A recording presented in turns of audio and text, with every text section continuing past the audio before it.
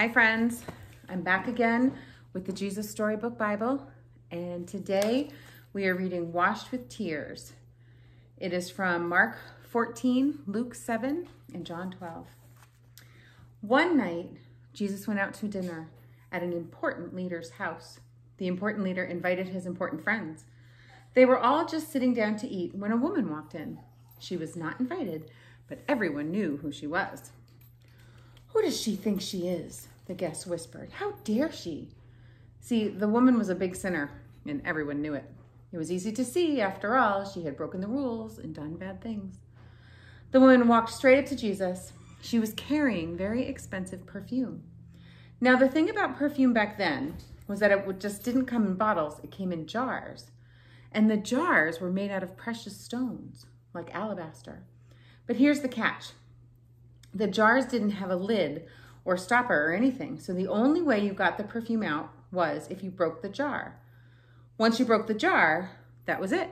You didn't have any more. Most people didn't use perfume because it was too precious. They just kept it on a shelf and looked at it. So you see, this perfume was her most precious gift, the most precious thing in all the world. It was her treasure. The woman knelt down before Jesus like he was a king. She held Jesus' feet in her hands, and she started to cry. Her tears fell onto Jesus' feet, washing them. She kissed his feet and dried them with her long, dark hair. And then she did something strange. She broke the jar and poured the perfume all over his feet. Everyone gasped. What a waste! On someone's feet? Such expensive perfume. It smelled like lilies in a summer field. Jesus looked at the woman, and he smiled at her. What she had done was the most wonderful thing. Just as Samuel had anointed David, God's true king, all those years before, so this woman had anointed Jesus, not with oil, but with her tears. The important people were cross. They thought Jesus should not be kind to this woman. That woman is a sinner, they grumbled. We're the good ones. And it's true. They did look good from the outside. After all, they were keeping all the rules. But Jesus can see inside people, and inside in their hearts, Jesus saw that they did not love God or other people.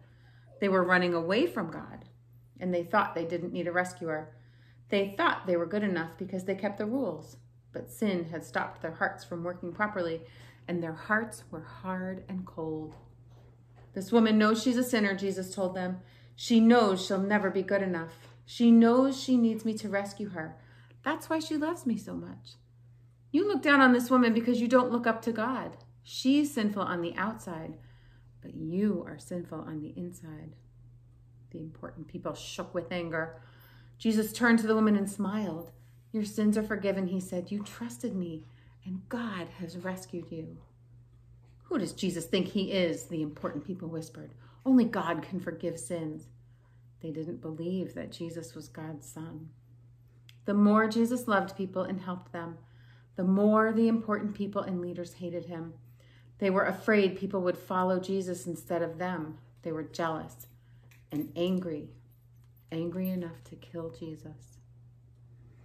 And that is the end of our story. Thank you so much for joining me again this week for reading this Jesus Storybook Bible. And I'll see you again next time. Bye.